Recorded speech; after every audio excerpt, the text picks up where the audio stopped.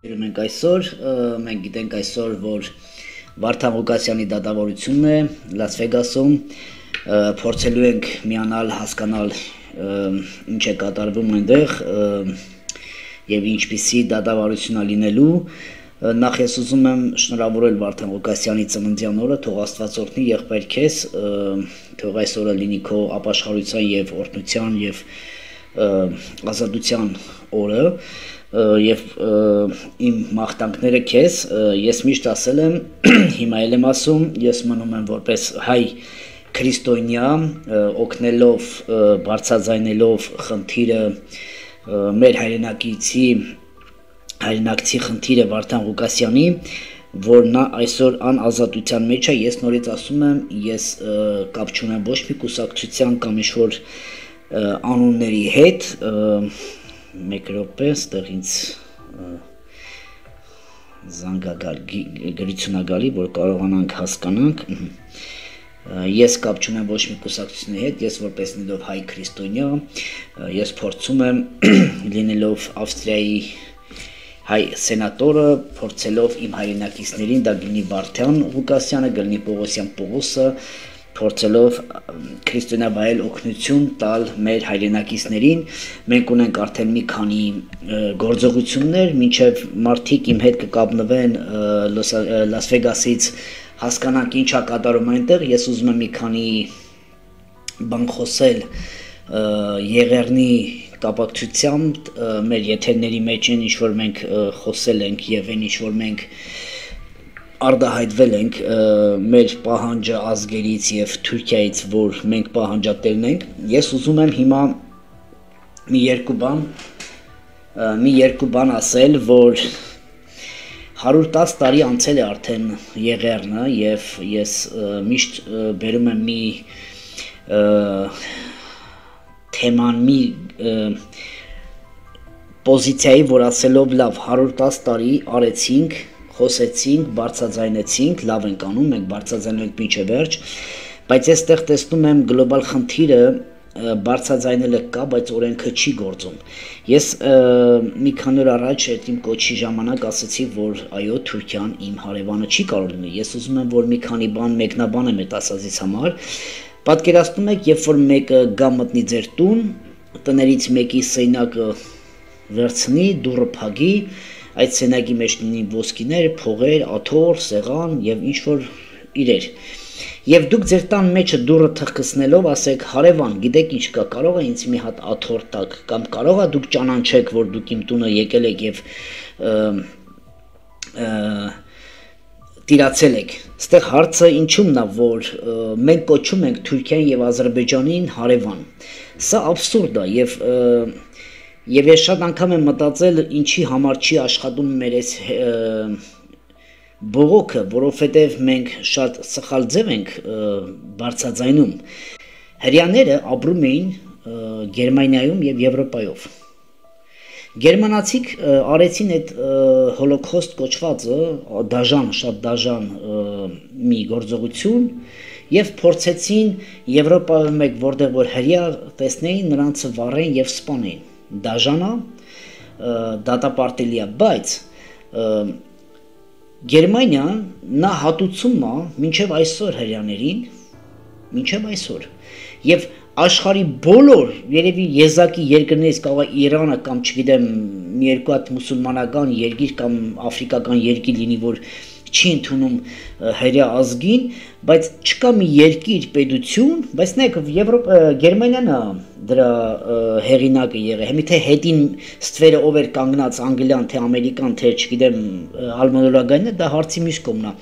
բայց նրանք աշխարհով մեկ ունեն տեղ, որ երկիրը գնան, դառնում են այդ երկրի քաղաքացին լիովին եւ ապրելու եւ հատուցում են նրանց։ Հիմա ես հարց եմ տալի, ոչ թե մենք հույր ենք ինչ-որ մի երկրի, նրանք մենք ուղղակի խելոք չպայեցինք, մեզ բռնեցին, սպանեցին, այլ նրանք եկան մեր երկիրը, օգնելով գերմանացիների հետ, անգլիացիների հետ եւ մնացած այդ թափթփուկ փոքր ազգերի հետ, այդ քոչվորների հետ փորձեցին մեզի մեր տնից բնաջնջել եւ հանել։ Հիմա ուզում եմ ես հասկանամ իրավական, ոչ թե հայի դուխի ուժի կամ հոգևոր դաշտի, ես ուզում եմ հասկանամ իրավական դաշտը, որ ոնց կարելի է եվրեին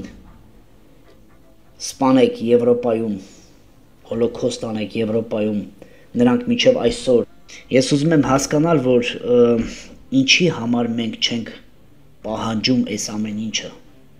ինչի համար մենք չենք պահանջում։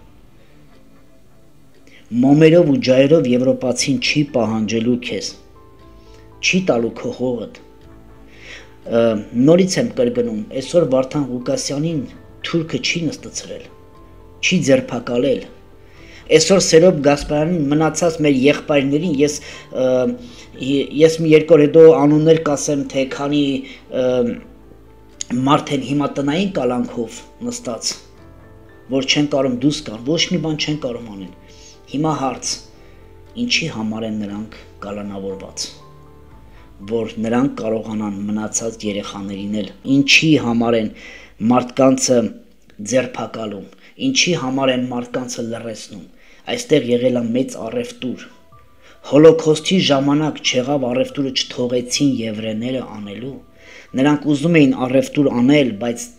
նրանք օրենքը գիտեին, եվրեներն ասին ստոպ, դուք չեք կարող մեր այրան գնով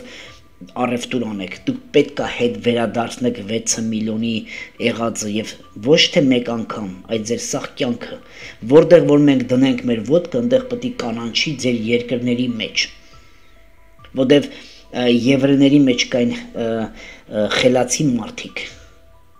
բայց այսօր մեր հզորներին դատում են, ոչ մի հայրենակից նայում է, թե ոնց են արունակամանում, չեն բարձրաձայնում Նիկոլին ասելով, Նիկոլ, գործող հրամանատարը, որ իմ երկրի պահապանն է, Աստծուց հետո Աստծուց տրված, որ երկիրը ունի զինվոր, ըստ Աստվածաշնչի օրենսգրքի, որ տալիս է զինվորը, ինչի է նստած։ Ես գիտեմ, որ այնտեղ իրավիճակը մի քիչ տեխնիկական խնդիր կա, բայց փորձենք հասկանալ ինչ է կատարվում Լաս Վեգասում, հիմա այդ դատավարությունը, ինչ է կատարվում, արդյոք թողնեն մեր հայրենակիցին իր ծննդյան օրվա առիթով։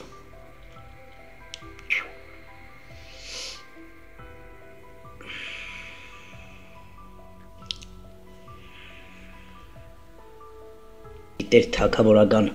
Տիտղոսը վեկալել է եկեղեցին, հիմա էլ ասում է ու լռում է։ Դրոշը վառեցին Նիկոլ Փաշինյանը բարձրաձայնեց եւ եկեղեցին լռեց։ Նիկոլ Փաշինյանն ասում է մենք աշխարհիկ երկիր ենք, եկեղեցին չի ասում, գեր չան, ինչ աշխարհիկ, համար առաջի քրիստոնյա ազգը մենք ենք, ինչ աշխարհիկ։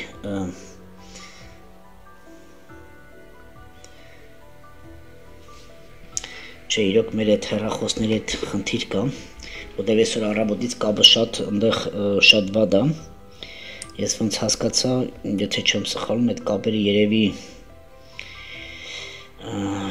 դատարանում կանգնացրել են, երևի չեմ կարող ասել։ Ես հիմա փորձեմ մի հատ ուրիշ կապով միանալ։ Ինչ է կատարվում։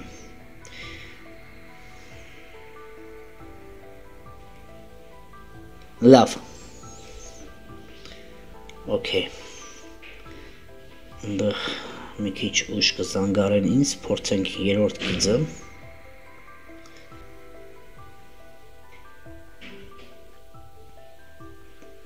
ալո,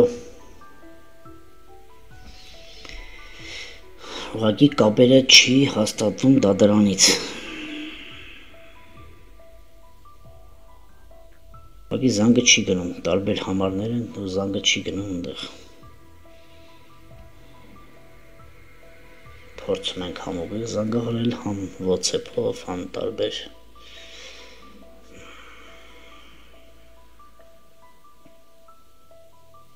Ես հիմա չեմ կարող կապնվել Լաս Վեգաս, այստեղ ես գիտեմ, որ ինչ-ինչ խնդիրներ կան, տեխնիկական խնդիր կար, որտեղ առավոտը մենք փորձել ենք այդ տեխնիկական խնդիրը լուծելու համար, բայց կփորձենք մենք հետո կապնվել, եթե կարևոր, շատ կարևոր բան ունի, ես անպայման կմտնեմ ուղիղ եթեր, Աստվածորդնի իմ երկիրը, Աստվածորդնի իմ հայազգին